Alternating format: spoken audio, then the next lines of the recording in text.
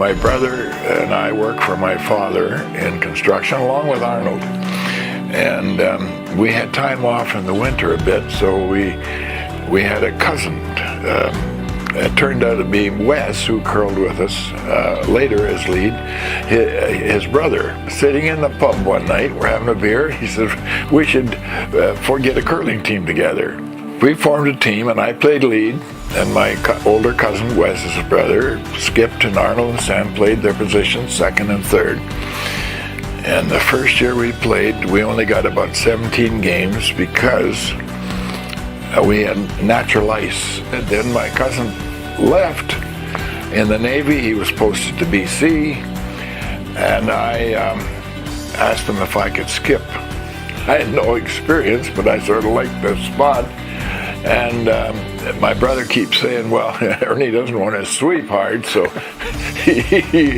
that's why he wanted to skip. We didn't get Wes till the first year we won, and that was in 1959. Wes joined us in lead. The best athlete on the team. He played junior hockey, played pitched for the Red Sox here. It was a good baseball team. He curled, and he just played all the sports. Sam was a pretty good athlete. He caught ball for the school team, and me, I was more, when I left high school or went, once in a while I would leave early. Wasn't supposed to, but I'd go to the pool room. And Arnold, believe it or not, he looked like the slowest guy in the team, but if you were in a race with Arnold, he was the fastest.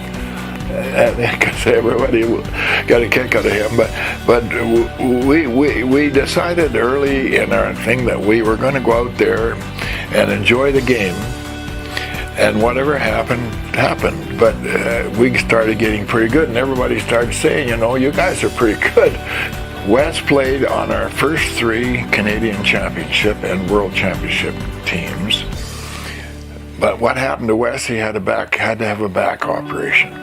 His back gave out on him. So we got a fellow named Mel Perry, who played with us in the 4th championship in Brandon. That was our best year ever as a team. You never had consistent ice. You never knew what you were going to be playing on. Outside heavy, inside keen,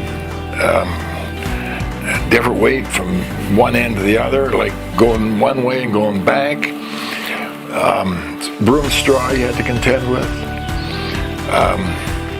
It was just a different game. In '59, that was the only second time I think Saskatchewan won the Brier, and it was a family team, and the previous one was '55, I think, was the Garnet Campbells. That's quite a... Arnold and I went to that game. I think Sam might have been there too.